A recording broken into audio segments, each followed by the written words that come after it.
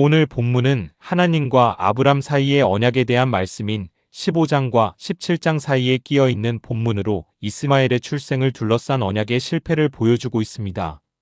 15장에서 아브람은 하나님의 언약의 말씀을 믿음으로 의롭다함을 인정받고 하나님으로부터 큰 축복 약속을 받았지만 아브람 부부의 실제 형편은 점점 나이가 들어가고 그들의 육체적 조건은 약속을 이룰 만한 조건에서 불가능하게 멀어져 가고 있었습니다. 그래서 조급해진 아브람과 사레는 하나님의 약속을 자신들의 지혜로 이루려 합니다. 이것은 하나님의 백성이 지르기 쉬운 전형적인 잘못입니다. 하나님의 구속 섭리는 인간이 이해할 수 없는 방법으로도 나타납니다.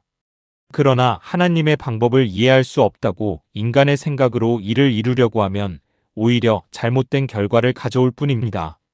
오늘 본문은 하나님의 약속을 온전히 믿지 못하고 인간의 방법으로 자신의 생각으로 후손을 이으려고 한 아브라함의 사건을 기록하고 있습니다. 여러분 이스마엘을 보십시오.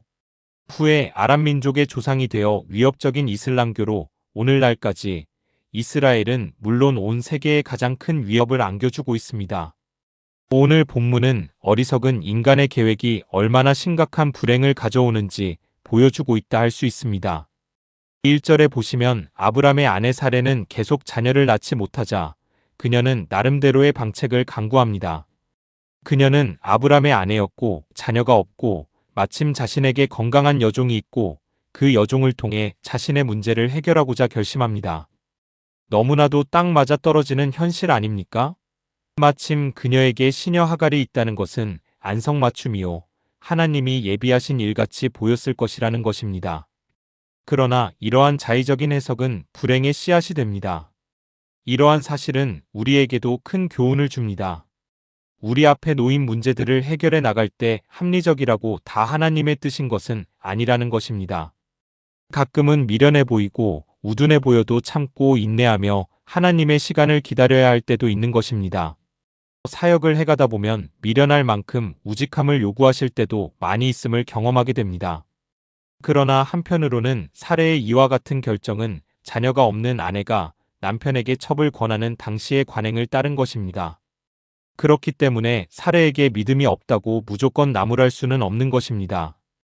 당시에는 이것이 아내의 의무이자 권리였습니다. 그리고 첩을 통해 얻은 아들은 남편의 상속자가 될 뿐만 아니라 아내 이름으로 입양되었습니다. 우리나라로 말하면 씨바지 개념입니다. 과거 우리나라도 그랬지만 아브람 당시 사회에서는 이 같은 자녀의 문제는 여성이 가정과 사회에서 어떤 지위를 누리느냐를 결정짓는 중요한 요인이었습니다. 그럼에도 불구하고 사례가 잘못된 이유는 그녀는 그 무엇보다도 하나님을 믿고 신뢰해야 할 믿음의 사람이었기 때문입니다.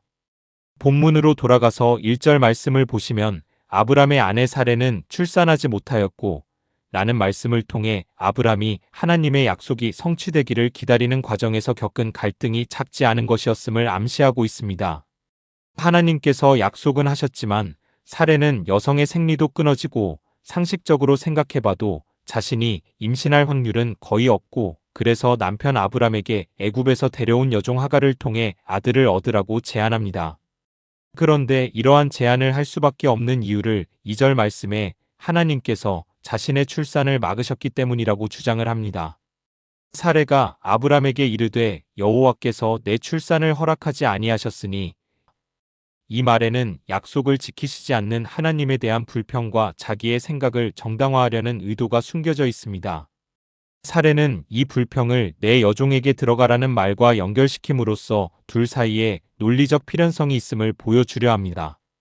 그러나 이것은 잘못된 합리화로서 불신앙의 한 변형입니다. 그리고 다음 구절을 보면 사레가 혹 그로 말미암아 자녀를 얻을까 하노라라는 말은 의심보다는 가능성과 믿음을 표시하는 표현으로 사레는 하나님의 약속보다는 자기 수단을 더 믿고 있는 것입니다. 그리고 결국 아브람도 사레의 제안을 받아들입니다. 그는 하나님의 말씀을 잊고 아내의 말을 따랐습니다. 마치 아담과 하와의 모습을 보는 듯합니다. 4절에 보시면 아브람이 사레의 제안대로 하갈과 동침하자 하갈은 아브람의 아이를 잉태합니다. 이러한 결과는 마치 사라의 제안을 통해 하나님의 약속이 이루어진 것 같이 보입니다. 모든 것이 잘 된 것 같이 보입니다. 그러나 이것은 문제의 시작일 뿐이었습니다. 임신한 하갈은 오랫동안 아이가 없이 몸부림치는 여주인을 경멸함으로써 가장 민감한 상처를 건드립니다. 이렇게 문제는 먼저 처척 간의 갈등으로 시작됩니다.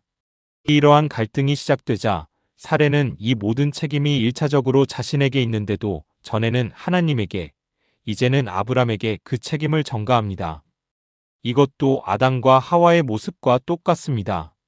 그리고 5절의 사례는 내가 받는 모욕은 당신이 받아야 옳도다 라고 말하면서 이제는 스스로 억울한 자를 자처하며 책임을 회피합니다. 하나님의 말씀을 떠나면 다 남의 탓으로 보입니다. 물론 아브람도 결코 책임을 면할 수 없습니다. 그가 최종 결정권자이기 때문입니다. 아브람이 갈등을 해소하기 위해 할 수 없이 사례의 권리를 인정하자 사례는 곧바로 하갈을 학대하기 시작합니다. 그리고 학대를 견디다 못한 하갈은 임신한 몸으로 광야로 도망함으로써 두 사람 간의 갈등은 해결의 실마리를 찾지 못한 채 파국으로 치닫게 됩니다. 물론 파국의 결정적인 원인은 하갈에게 있었습니다.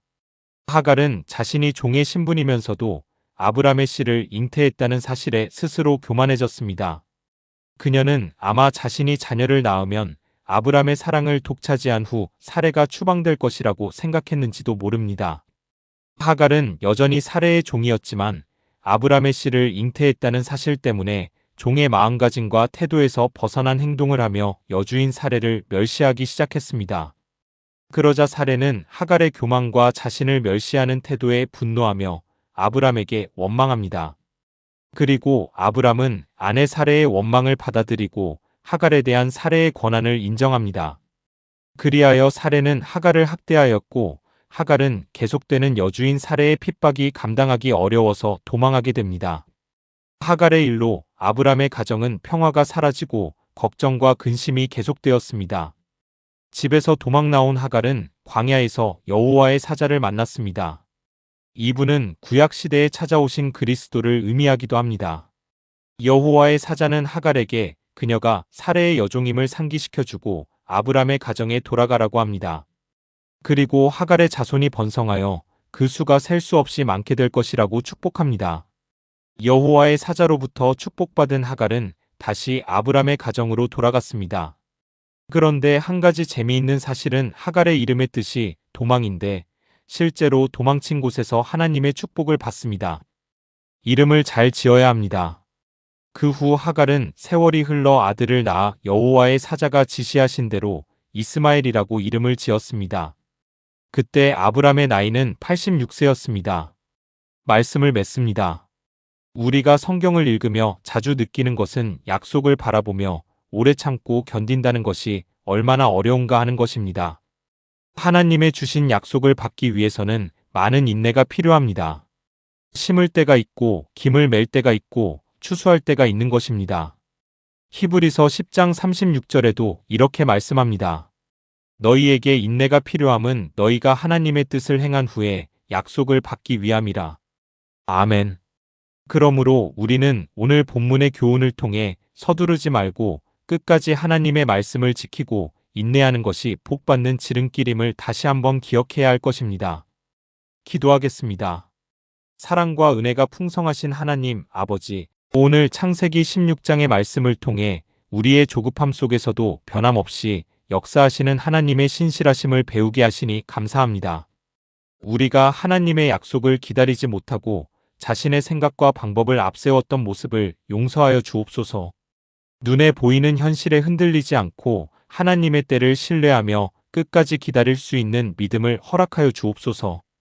광야에서 버림받고 눈물 흘리던 하갈을 찾아오셔서 위로하시고 소망을 주셨던 하나님, 오늘도 상한 마음과 외로움 가운데 있는 성도들을 찾아와 주시고 우리의 형편을 가장 잘 아시는 하나님께서 새 힘과 평안을 허락하여 주옵소서.